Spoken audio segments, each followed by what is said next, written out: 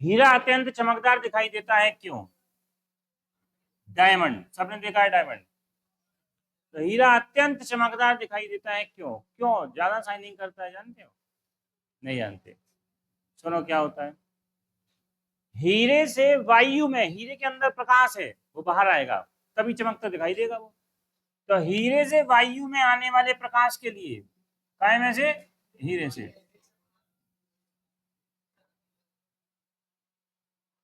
हीरे से वायु में आने वाली प्रकाश किरण के लिए क्रांतिक कोण, कौन सा कोण? क्रिटिकल एंगल के बारे में सब जानते हैं। का मान 24 डिग्री, बहुत कम। कितना?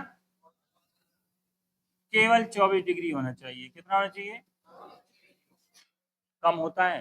क्रांतिक कोण का मान बहुत कम, केवल 24 डिग्री होना चाहिए। अब 24 डिग्री होगा तभी चमकदार दिखाई देगा, माने जब प्रकाश बाहर निकलेगा तभी चमकदार दिखाई देता है। हीरा का कटिंग इस टाइप से करते हैं, सुनना ध्यान से। अब जब कोई प्रकाश किरण किसी कटे हुए हीरे, कटा हुआ हीरा मन बिल्कुल काट छाट के बिल्कुल चमकदार पॉलिश वॉलिश करके बना दिया जाता है वो। ऐसे नहीं कोयले की खान से निकला तुम पहचान ही नहीं पाओगे हीरा है का है। हीरा दिखाई देगा कब? जब बिल्कुल उसे जो जहरी होता है उसे बिल्कुल तराश के बढ़िया काट पीट के, आजकल तो मशीनों का काम चल रहा है, मशीनों से कट पिट के आ जाती बढ़िया हीरा सुंदर। छोटे से छोटे हीरे भी, छोटा इतना सा भी हीरा है वो भी समझ लो क्या है, कट पिट के सही हो जाता है मशीनों से। तो जब कोई प्रकाश आता, जब प्रकाश किसी कटे हुए हीरे, जो कटा पटा हीरा है, कटा पटा का मतलब बिल्कुल काट छाट के बढ़िया सुंदर बना दिया गया, हीरे में प्रवेश करता है, इसमें प्रवेश कर रहा है हीरा, ये प्रवेश कर रहा है। अब प्रकाश तो अंदर घुस जाता है, इसके मगर बाहर नहीं निकल पाता मान। जब तक 24 डिग्री से कम नहीं बन पाए तब तक, 24 डिग्री मैंने लगभग 24 डिग्री से कम या 24 डिग्री। सुनो अब क्या होता है अंदर वो देखना ध्यान से देखो। जब कोई प्रकाश किसी कटे हुए हीरे में प्रवेश करता है तो हीरे के अंदर भीतर विभिन्न तलों पर, ये देखो बहुत सारे तल हैं, देख रहे हैं? ये बहुत सारे तल है, पीछे आगे पीछे सब चारों ओर होते नहीं होते, काट पीट के बना दिए जाते तल। विभिन्न तल, कैसे तल हैं? पर बार बार देखो यहाँ से, जैसे इस वाले तल पे हुआ अंदर टकरा के इस वाले तल पे टकराए, फिर इस वाले तल पे ऐसे टकराएगा, फिर इस पे ऐसे ही होता रहेगा बार बार। विभिन्न तलों पर बार बार पूर्ण आंतरिक परावर्तित होता रहता है, पूर्ण आंतरिक परावर्तन होता रहता है। पूर्ण आंतरिक परावर्तन हमने देखा है क्या? जब प्रकाश किरण सघन माध्यम से विरल माध्यम में जा रही हो, सघन माने हीरा, वायु में आना है उसे बाहर, वायु आना है, तब क्या होता है? प्रकाश का जो प्रकाश किरण है, आपतन कोण का मान क्रांतिक कोण के मान से थोड़ा अधिक हो जाता है, थोड़ी सा अधिक। तब प्रकाश क्या होता है? उसी माध्यम में लौट जाता है, पूर्णांतरिक परावर्तित हो जाता है। जी छोटी सी बात अपन पहले ही पढ़ चुके हैं, पूर्णांतरिक परावर्तन। तो पूर्णांतरिक परावर्तन होता है वही वही का वही लौट जाता है, बाहर नहीं निकल पाएगा, दूसरे माध्यम में नहीं आया कुल मिला के। तो बार बार पूर्णांतरिक परावर्तित माने अंदर ही अंदर रहेगा, अंदर ही अंदर पूर्णांतरिक परावर्तित होता रहेगा। तो जब हीरा चमकदार क्या दिखाई देता है? जब हीरे में से वायु में आने वाले प्रकाश के लिए क्रांतिक कोण का मान बहुत कम, केवल 24 डिग्री होना चाहिए। कितना होना चाहिए? जब प्रकाश किसी कटे हुए हीरे में प्रवेश करता है तो हीरे के भीतर विभिन्न तलों पर बार बार पूर्ण आंतरिक परावर्तित होता रहता है। जब किसी अपा देखना यार, ये वाला प्रकाश अंदर तो घुस गया, अब यही टकरा रहा, अंदर ही अंदर टकरा रहा, जी टकरा रहा, जी टकरा रहा, जी टकरा जी टकरा के जी आगे मान लो। जब किसी तल पर, जब किसी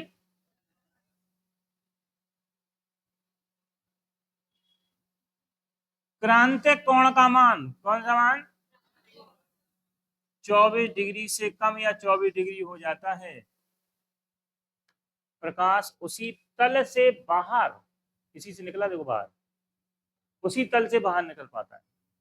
जब ऐसा होगा तभी उस तल से बाहर निकलेगा, जिस तल से बाहर निकलेगा वो वाला तल हमें बहुत चमकता हुआ दिखाई, क्योंकि वहां से प्रकाश निकला वहां जहां से प्रकाश निकला वो वाला तल कैसा, बहुत तेज चमकता हुआ दिखाई देगा।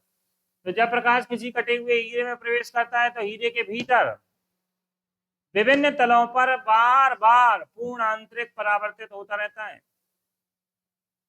बार बार पूर्ण आंतरिक परावर्तित होता रहेगा। जब किसी तल पर क्रांतिक कोण का मान, आपतन कोण का मान क्रांतिक कोण या 24 से कम हो जाए, क्रांतिक या आपतन कोण एक ही बात है, वो तो आपतन कोण थोड़ा अधिक हो जाए और क्रांतिक कोण से कम हो जाए, अधिक हो पाता है, तब प्रकाश उसी तल से बाहर निकल पाता है। जी निकल गया यहाँ से, या यहाँ से निकल गया मान लो, या यहाँ से निकल गया मान लो, कहीं से भी निकलेगा, एक तल से निकलता हुआ दिखाई देगा अपन को। डायरेक्शन ऐसे में देखोगे तो इधर से दिखाई देगा, ऐसे में देखोगे तो यहाँ से दिखाई देगा, किसी एक तल से निकलता हुआ दिखाई देता है। हीरे की सभी दिशाओं में प्रवेश करने वाला प्रकाश केवल कुछ ही तलों से बाहर निकल पाता है, कुछ ही तलों से बाहर, और उन तलों को हम देखते हैं तो वो तल हमें चमकदार, अत्यंत चमकदार दिखाई देते हैं। तो दोनों, जब प्रकाश किसी कटे हुए हीरे में प्रवेश करता है तो हीरे के भीतर विभिन्न तलों पर बार बार पूर्णांतरिक परावर्तित होता रहता है। हीरे के भीतर विभिन्न तलों पर पूर्णांतरिक, जब किसी तल पर क्रांतिक कोण का मान 24 डिग्री से कम या 24 डिग्री हो पाता है, आपतन कोण का मान भी बोल सकते हैं, उसी तल से जब ऐसा हो पाता है तब उसी तल से प्रकाश बाहर निकल पाता है। उस तल को देखने पर हीरा अत्यंत चमकदार दिखाई देता है। अर्थात हीरे की सभी दिशाओं में प्रवेश करने वाला प्रकाश कुछ ही तल से बाहर आ पाता है और उन दिशाओं को देखने पर हीरा, उन तलों को देखने पर हीरा अत्यंत चमकदार। तो हीरे का चमकना, अंधेरे में भी देखोगे हीरा चमकदार दिखाई देगा, क्यों, प्रकाश तो घुस गया ना, अब बाहर निकलेगा, बाद में टकराएगा, अंदर अंदर टकरा के बाहर निकलेगा। तो हीरा अत्यंत चमकदार, या हीरे जैसी जो भी चीजें होंगी वो अत्यंत चमकदार दिखाई देती है। क्यों, कारण ये, क्योंकि उसको बनाया भी इसी बनावट रहती है और साथ में क्या, उसके अंदर प्रकाश तो घुस जाता है, निकलता तो है, ऐसा नहीं कि आप घुस ही रहेगा वो निकल ही नहीं पा रहा, ये नहीं है, निकलेगा, कब, प्रवेश करके निकलेगा, निकलेगा। ठीक, चलो क्या होगा, जब प्रकाश किसी हीरे, कटे हुए हीरे में प्रवेश करता है तो हीरे के भीतर विभिन्न तलों पर बार बार पूर्णांतरिक परावर्तित होता रहता है। जब किसी तल पर क्रांतिक कोण का मान 24 डिग्री से कम हो पाता है, उसी तल से प्रकाश बाहर निकल पाता है। उस तल को देखने पर, जो हम देखते हैं, तो वो तल अत्यंत चमकदार दिखाई देता है। अर्थात हीरे की सभी दिशाओं में प्रवेश करने वाला प्रकाश कुछ ही दिशाओं से बाहर निकल पाता है, वह दिशा में देखने पर हमें अत्यंत चमकदार। तो हीरे का चमकना, मगर इसमें ऑप्शनल क्वेश्चन ज्यादा आता है। पहली बात, हीरा चमकना, हीरे का चमकना डिपेंड करता है नंबर 1,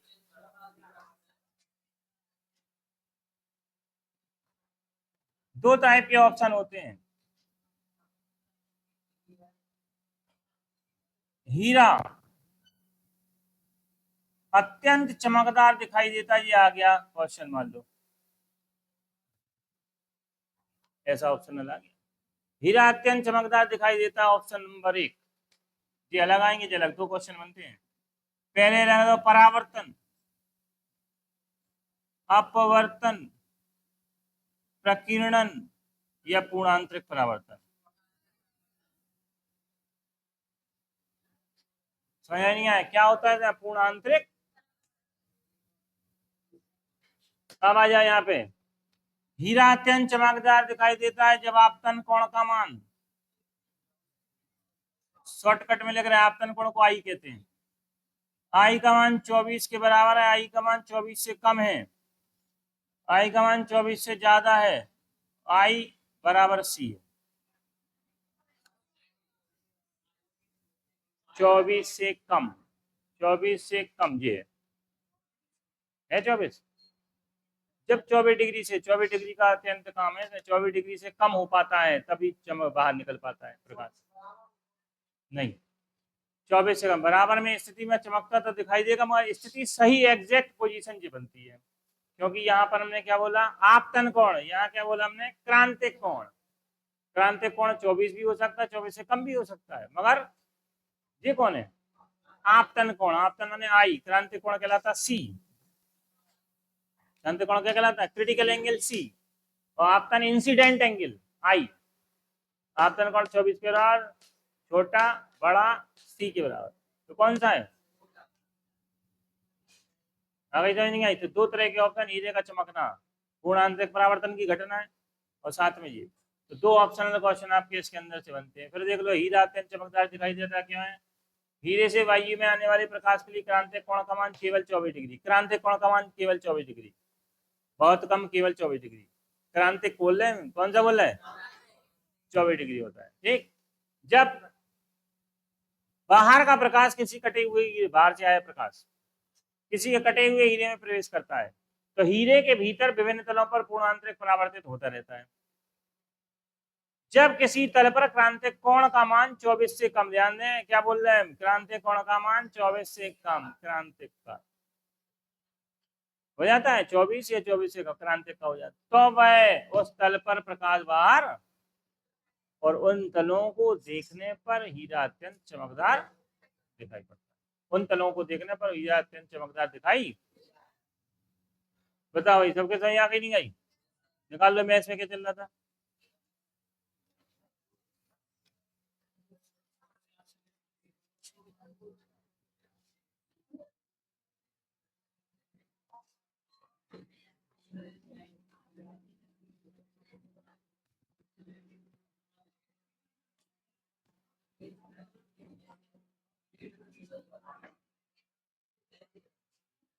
ला भाई बुक,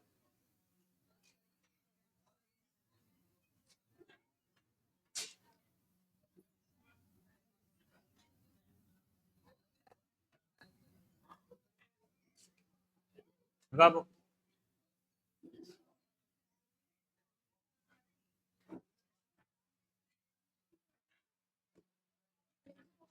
चलो भाई, एक्सरसाइज कौन सी हो गई थी? चलो 4.4 के पहले अपन कुछ बातें फिर से सीख रहे हैं। याद देखो, पुरानी बातें हैं मगर है नहीं। ये है आपका क्वाड्रेटिक इक्वेशन, ए एक्स स्क्वायर, इसे कहते हैं द्विघात समीकरण का मानक रूप, स्टैंडर्ड फॉर्म, क्वाड्रेटिक इक्वेशन द्विघात।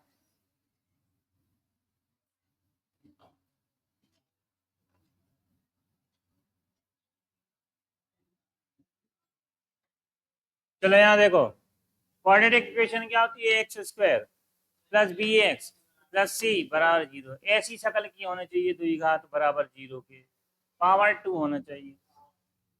नंबर एक, इसका निकालना है यदि विविक्ति कर, जिसे कहते हैं डिस्क्रिमिनेंट डी, विविक्त कर, कौन सा कर? डिस्क्रिमिनेंट।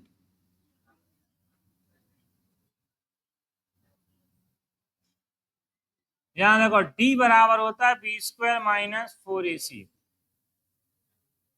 डी बराबर क्या होता है? विविक्त कर बोलते हैं, क्या बोलते हैं? विविक्त कर या डिस्क्रिमिनेंट डी। तीसरा, मूलों के लक्षण याद है वैसे सबको जी? Nature of fruits, nature of fruits number एक। यदि, याद याद लो, यदि बी स्क्वायर माइनस 4ac बराबर 0 आ जाए तो मूल होंगे वास्तविक और समान। If b square minus 4ac equal to 0, then the roots are real and equal। Real and equal कैसे होंगे? Real and equal.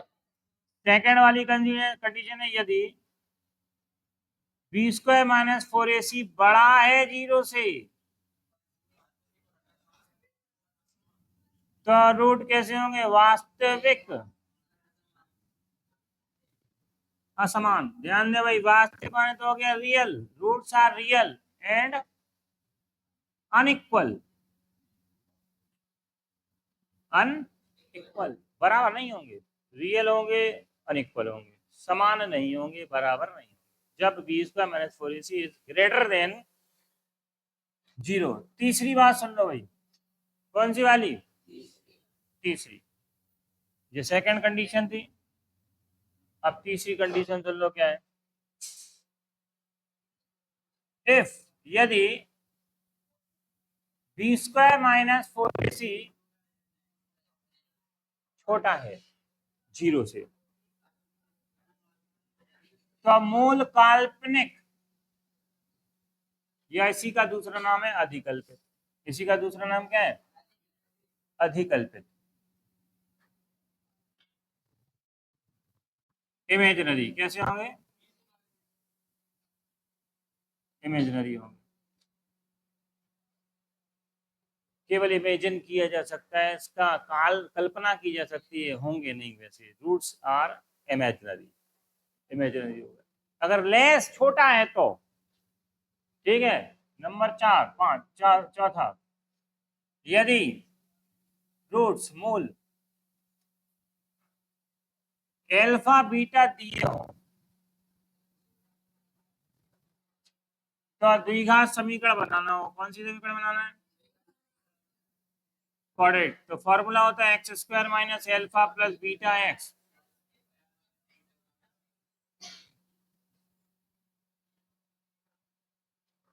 देखो यहाँ A X square plus B X plus C equal to 0 के रूट्स मूल alpha beta हैं, roots हैं ये मूल। तो सम ऑफ द रूट्स, मूलों का योग एल्फा प्लस बीटा आता है माइनस बी अपॉन ए, एल्फा इंटू बीटा बराबर। और 6 वाला क्वेश्चन पे ध्यान दो सब लोग। 6 वाला है फॉर्मूला, एल्फा स्क्वायर और बीटा स्क्वायर फाइंड करना हो तो ऐसे निकालते हैं, एल्फा प्लस बीटा का स्क्वायर माइनस 2 एल्फा बीटा। और क्यूब फाइंड करना हो, क्यूब तो एल्फा प्लस बीटा का होल क्यूब माइनस ब्रैकेट में एल्फा प्लस बीटा। और तीसरा फॉर्मूला है एल्फा माइनस बीटा का होल स्क्वायर बड़ा होता है एल्फा प्लस बीटा का होल स्क्वायर माइनस का 4 एल्फा बीटा। ये 3 फॉर्मूले हैं, ध्यान रखना कि जब जब ये पूछ ले अल्फा बीटा में संबंध, स्क्वायर पूछे तो जी लगा देना। इनमें सब में विशेषता देख रहे तुम क्या है? इसमें alpha plus beta into plus into plus into plus into into plus मिलेंगी, माने जी मिलेंगी बस। प्लस वाला रूप और इंटू वाला रूप सब फॉर्मूले में जाइए। क्यूब निकालना है ऐसे और माइनस निकालना है ऐसे। चलो भाई,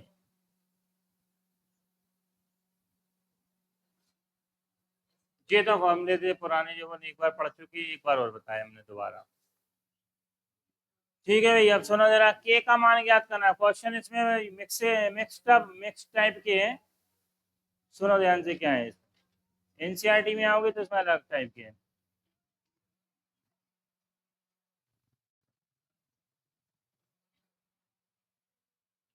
4.4 क्वेश्चन नंबर 1 सुनो, के का मान ज्ञात करो। क्या का मान ज्ञात करना? फाइंड द वैल्यू ऑफ के का मान ज्ञात करो, के की वैल्यू फाइंड करना। दिया गया है समीकरण x square minus 4x plus के बराबर 0, दिख रहा? के मूल वास्तविक और भिन्न भिन्न है। मूल कैसे हैं? वास्तविक है और भिन्न है।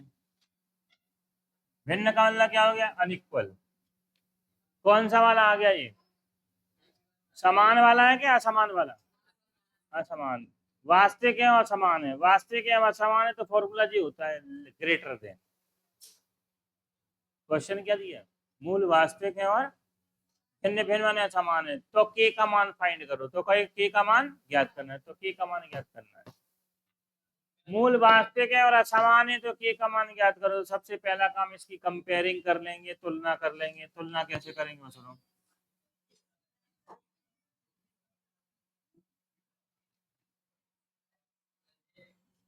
तुलना करने पर, क्या करने पर? चलो यहाँ देखते रहो, तुलना कैसे करते हैं बताओ। एक्स स्क्वायर के संग में कौन है? यहाँ कौन है? कुछ नहीं हो तो 1, कुछ नहीं है तो क्या हुआ 1, तो ए की वैल्यू तो हो गई 1। एक बार यहाँ एक्स के संग में कौन, बी, दिख रहा बी, यहाँ एक्स के संग कौन, -4, माइनस भी और 4 भी है, -4 चिन्ह, तो बी का मान क्या हो गया। अब सी बताओ, अकेला बच्चा सी के हो गया। अब चूंकि हम जानते हैं दिया है roots are equal and real and unequal, real and unequal, जब मूल वास्तविक हैं और असमान या भिन्न भिन्न, चूंकि मूल वास्तविक तथा भिन्न भिन्न, भिन्न भिन्न का मतलब क्या होता है, अलग अलग, तो फॉर्मूला बताओ क्या होता है, तो होता है b² - 4ac is greater than 0, बड़ा है 0 से, कैसे बड़ा है, चलो कल फॉर्मूले याद होने चाहिए सबको, जो b² - 4ac ग्रेटर देन 0 जब मूल वास्तविक और असमान, असमान माने भिन्न भिन्न। यहाँ देखो b का मान क्या दिख रहा है तुम्हें, ध्यान रख दो, b की वैल्यू -4 का स्क्वायर -4, ए बताओ, ये 1 रख दिया, सी का मान इनटू में के इज ग्रेटर देन, यहाँ कैलकुलेशन गलत कर दोगे यदि ध्यान नहीं दोगे तो, छोटा सा काम है उस पर ध्यान देना। बताओ माइनस का स्क्वायर करा प्लस हो गया, 4 का स्क्वायर 16, 4 1 जा 4 के, यहाँ तक सबके समझ आ गई। अब के को देखो, देख लिया के प्लस का है या माइनस का है, माइनस का है तो इसी को उठा के ले जाना, और प्लस है तो संख्या उठा के ले जाना, समझ नहीं आई, क्या कहा हमने, के काय का है माइनस का, तो इसी को उठा के पक्षांतर कर दोगे, और यदि अगर ये प्लस का होता तो संख्या ले जाते, तो बताओ 4 के माइनस का उठा के तब जाए, बताओ काय का हो गया, आ गया। ये स्टेप गलत हो जाएगा क्योंकि ये बराबर का चिन्ह नहीं है, ये कौन सा चिन्ह है, बड़ा या छोटा, ग्रेटर देन या लेस देन, जब ये साइन ऐसा आ जाए तो बस ये ध्यान देना है कि इनमें से छोटा कौन, मगर हमने एक छोटी सी टेक्निक बता दी, क्या, के को देख लो, जो मान ज्ञात करना है के है, और के को देख लो कि वो प्लस का है कि माइनस का है, प्लस का है तो वही रहने देना, 16 को यहाँ ले आते, अगर के माइनस का है तो इसी को डाल देना, समझ आ गई नहीं गई। अब 4 इंटू में अपॉन में आ जाएगा, तो 16/4 इज ग्रेटर देन के, काट दो, तो 4 इज ग्रेटर देन के की तरफ चौंच है देख लो, है के छोटा है 4 से, जी आंसर हो गया, नहीं यही समझ, के की तरफ चौंच है तो चौंच ही रहेगी, बस क्रम से लिख दिया अपन, अब ये नहीं करना कि जे ऐसा है तो जे कैसा है, के की तरफ चौंच है, और चौंच माने क्या होता है, छोटा, जिस तरह मुंह खुला हो क्या होता है, बड़ा, तो 4 बड़ा है के छोटा है, के इज लेस देन 4, के इज लेस देन क्या होगा 4। चलो इसमें पहले सिंपल वाले पहले देख रहे हैं, फिर आ रहा है अपन अलग टाइप के, अब आ रहा है तीसरे वाले क्वेश्चन में, कौन से वाले में, दूसरा भी नहीं करेंगे, बाद में कर लेंगे, दूसरा के वाला, फिर सुनो, के की वैल्यू फाइंड करना है, के, फिर वही आ गया क्वेश्चन रिपीट, और समीकरण इक्वेशन दिया x² प्लस 5x 5kx, के भी है भाई ये संग में है, और प्लस 16 बराबर जी, यही है इक्वेशन, और कहा क्या है हमने वो तो सुन लो, मूल वास्तविक नहीं है, कहा नहीं है मूल वास्तविक, यहाँ तो वास्तविक है, यहाँ भी वास्तविक है, ये काल्पनिक है, इसका मतलब ये वास्तविक नहीं है, ये वाले तो नहीं है, roots are not real, real नहीं है, और रियल नहीं है तो क्या होंगे, इमेजिनरी होंगे, ये वाली कंडीशन आ गई है, इसमें लगेगी कंडीशन, सुनो सबसे पहला काम बताओ क्या करोगे, काय से,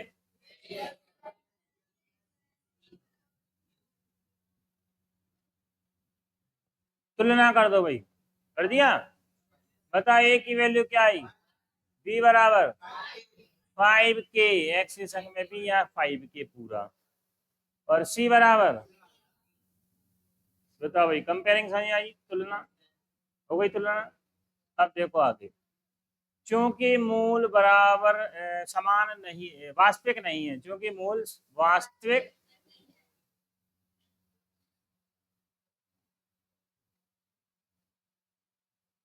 वास्तविक नहीं है तो काल्पनिक है। और काल्पनिक की कंडीशन क्या थी बताओ? Less than zero, less than छोटा है जीरो से, छोटा है। चलो देख लो भाई, ये कौन है? बी की वैल्यू कितनी है? उठा के रख दो 5 की। -4 इंटू ए बताओ, सी बताओ। लेस देन जीरो, पचम के स्क्वायर, और 16 चौके लेस देन। अब किसे ले आओगे बताओ? 64 को ले आओ। क्यों ले आओगे बताओ? के प्लस का है इसलिए संख्या ले जाओ, और माइनस का होता तो माइनस ले जाओ, के ले जाओ। समझ नहीं आई? केवल के पे डिपेंड है ना, बाकी संख्या पंख्या पे नहीं रहना, नहीं तो तुम सोचो कि सुबह माइनस आओ। ये देखना कि के काय का है, के काय का है, तो वही रहने दो, इसे यहाँ ले आओ। चलो ले चलो। तो 25 के स्क्वायर लेस देन 64, माइनस था 64, इस तरफ ले आए तो काय का हो गया? प्लस का 64 हो गया। अब देखो 25 अपॉन में आ जाएगा, इंटू में अपॉन में ले आओ। तो के square is less then 64 upon 25। यहां तक सही आ गई? चलो इधर ये कौन है? स्क्वायर हटाते तो क्या आता है? और चिन्ह भी तो आते। तो k is less than plus minus root 64 upon 25। K is less then, ज्यादा दिमाग नहीं लगाने, यही छोड़ देने। और नहीं तो मानो जो नेगेटिव होता वो छोटे में आ जाता और पॉजिटिव होता वो बड़े में। दो चिन्ह आ गए। और के इज लेस देन, दोनों से लेस देन तो हो नहीं सकता, इसलिए क्या करो, एक नेगेटिव हो जाता है एक पॉजिटिव। ठीक, तो इसे यही आंसर छोड़ दें, अथवा में जी भी लिख सकते हैं। -8/5 लेस देन के ग्रेटर देन 8/5, ये भी लिख सकते हैं। मगर आपको दिमाग ज्यादा नहीं लगाना, यही छोड़ देना आंसर। आ गई समझ नहीं आई? चलो तीसरे क्वेश्चन में और आ रहा है अपन, तीसरे के बाद चौथा बार देख लो भाई सब लोग। फिर के की वैल्यू फाइंड करना है। क्या करना है? पूर्ण वर्ग, पूर्ण वर्ग है या नहीं है? पूर्ण वर्ग कहाँ हो सकता है? देखो यहाँ, ये मूल वास्तविक है और समान है, जीरो में तो पूर्ण वर्ग हो ही नहीं सकता। ये छोटा है जीरो से, माने माइनस होगा। जीरो से छोटा कौन होता? Minus sign. Minus sign complete square हो नहीं सकता, तो काय में बचा? पूर्ण वर्ग। इसमें पूर्ण वर्ग भी होता है। इसमें क्या होता है? पूर्ण वर्ग। पूर्ण वर्ग माने संख्या कोई आएगी, दो भी हो सकती, चार भी हो सकती, 16 भी हो सकती है। 16 दो चार क्या है? पूर्ण वर्ग। तो इसमें बचा पूर्ण वर्ग। पूर्ण वर्ग का मतलब होता है कंप्लीट स्क्वायर, होल स्क्वायर। यही कंडीशन बनती है कंप्लीट स्क्वायर, जिसे परमेय संख्या कहते हैं। क्या कहते हैं? इसे दो टाइप में अपन निरूपित कर सकते हैं। पहले हम इसी को डिटेल में आ रहे हैं, फिर हम सवाल बता रहे हैं। चलो पहले फॉर्मूले पे ध्यान दें, सूत्र पे आ जाए, काय पे आ जाए? कंडीशन वही है, ऐसे डिटेल में आ रहा है अपन। बी स्क्वायर -4ac, ठीक है, बड़ा है जीरो से। ठीक, अब जीरो से बड़ा है ये तो पता चल गया। इसी में नंबर एक कंडीशन क्या है मालूम है? जीरो से तो बड़ा है और पूर्ण वर्ग है, तो परिमेय, परिमेय भी बोलते हैं। परिमेय माने रेशनलाइज, रेशनल नंबर। कौन से नंबर? रेशनल। पूर्ण वर्ग माने कंप्लीट स्क्वायर है, तो ये रेशनल होगा, रेशनल होगा। नंबर दो, पूर्ण वर्ग नहीं है। पूर्ण वर्ग तो इरेशनल, अपरिमेय, इरेशनल।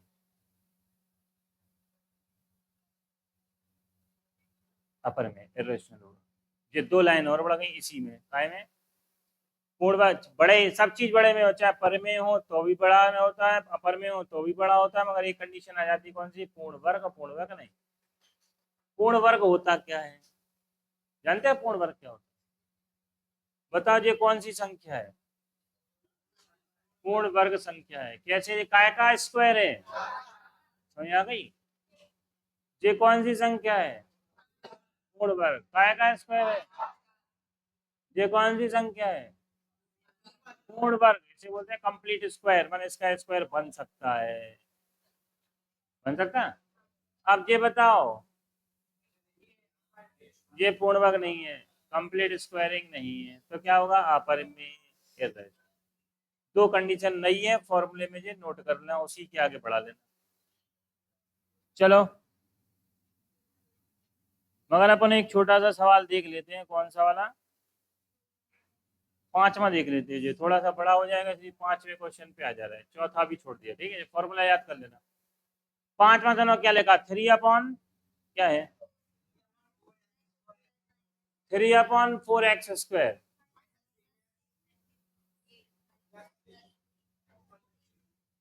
जांच करना है इसमें, क्या करना है? क्या जांच करना है? आगे तो पढ़ दो।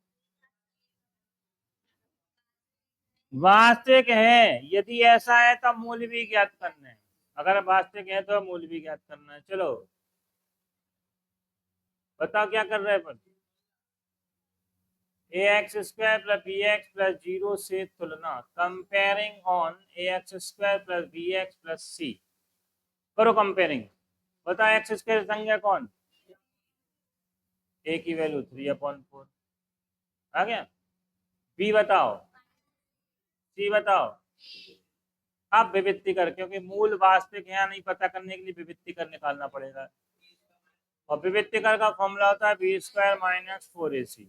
b की वैल्यू रख दो -8, -4 इंटू a इंटू c, 4 से 4 कैंसिल, 8 अठैया 64, -9 घटा दो, क्या बचा? बताओ कैसा है? 0 से बड़ा है, छोटा है, बराबर है? आपको देख रहा अंधा भी बता देगा। क्या भाई, बता देगा? नहीं बता पाएगा? कितना लिखा? तो इसे कर, क्या लिखा?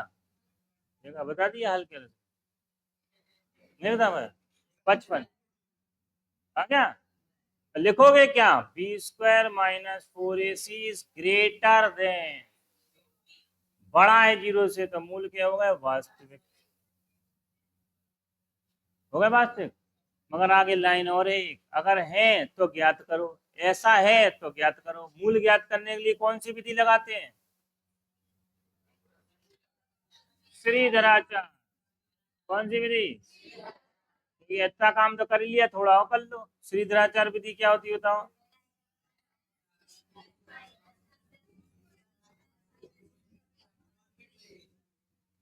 जी भाई, याद नहीं है बहुत लोगों को भी।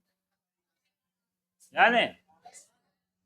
x बराबर, देखते रहो, -b का मान है -8, ब्रैकेट में लिखने माइनस है क्यों कीजिए, माइनस +- √55, समझ नहीं आई? अपॉन में कौन है? 2 × 3/4। बस इसे थोड़ा सा सरल कर लो, माइनस माइनस हो गया प्लस, 8 +- √50। अब 55 का स्क्वायर रूट तो होता नहीं है, कुछ बच्चे काट दो, 2 बार, 2 बार 2 पलट दो, ऊपर 2 आगे जाएगा, इंटू में कौन आ गया? अपॉन 3। ऐसे ही छोड़ना है, ऐसे ही छोड़ दो, 2 का अंदर गुणा करना हो गुणा कर दो, कुछ नहीं करना है, अंदर गुणा, प्लस माइनस में आंसर, प्लस अलग एक्स का मान, माइनस अलग, मगर इकट्ठा छोड़ देना। जब रूट का सॉल्यूशन ना हो तो यही छोड़ना है, समझ आई? ये 2 है, कौन है ये? अंदर गुणा भी कर सकते हैं, 8 हो जाएगा जी, 2 √55। शाबो। तो सबसे पहले ये वाला फॉर्मूला कहाँ पे है? ये श्रीधराचार्य का फॉर्मूला, ये वाला वहीं पे ऐड कर लेना।